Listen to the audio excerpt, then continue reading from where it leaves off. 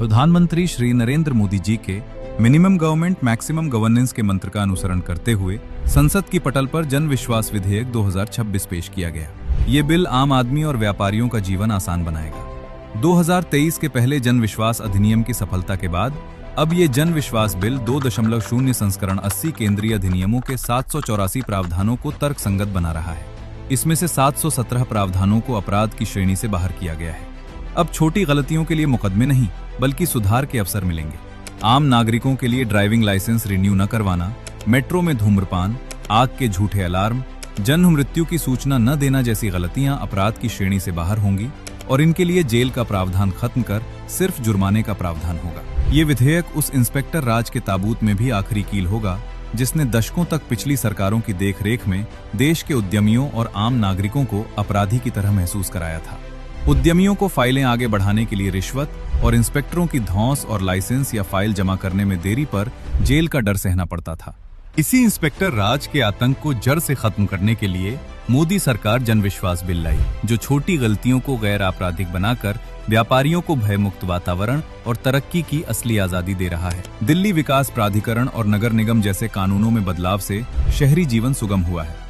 अब एक आम नागरिक को छोटी सिविल चूकों के लिए अदालत के चक्कर नहीं काटने होंगे। मोदी सरकार के जन विश्वास बिल 2026 ने छोटे व्यापार और स्टार्टअप्स के लिए डर को खत्म कर भरोसे का नया दौर शुरू किया है। ड्रग्स एंड कॉस्मेटिक्स एक्ट में बदलाव करके सरकार ने सुनिश्चित किया है कि छोटी कागजी खामियों के लिए किसी उद्यमी को प्रताड़ित न किया जाए, जबकि दवाओं की गुणवत्ता से समझौता करने वालों के लिए कठोर सजा बरकरार रखी गई है।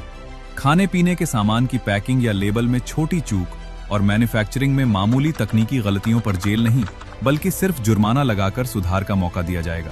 ट्रांसपोर्ट सेक्टर में ड्राइविंग लाइसेंस के रिन्यूअल के लिए 30 दिन की छूट और छोटे नियमों के उल्लंघन पर अदालती कार्यवाही के बजाय सिर्फ जुर्माने का प्रावधान किया गया है। व्यापार में छोटी कागजी भूल को अपराध की श्रेणी से बाहर कर सजा की बजाय सिर्फ जुर्माना का प्रावधान होगा, जिससे नए व्यापार शुरू करना और स्थापित व्यापार को बढ़ाना और भी आसान हो जाएगा। आज भारत 2.12 लाख से अधिक मान्यता प्राप्त स्टार्टअप्स के साथ दुनिया का तीसरा सबसे बड़ा स्टार्टअप इकोसिस्टम है। मोदी सरकार इन युवाओं को जेल का डर नहीं बल्कि आसमान छूने का हौसला दे रही है।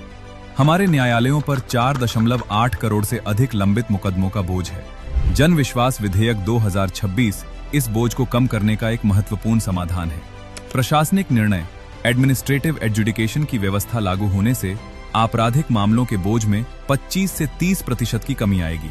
अब छोटी तकनीकी खामियों का निपटारा विशेषज्ञ अधिकारी करेंगे, जिससे अदालतें गंभीर अपराधों पर ध्यान दे सकेंगी। ये कानूनी प्रणाली का आधुनिकीकरण है, जहां जेल की जगह फाइन ने ले ली है, जिससे नागरिक को अपराधी का ठप्पा लगने से मुक्ति मिली है।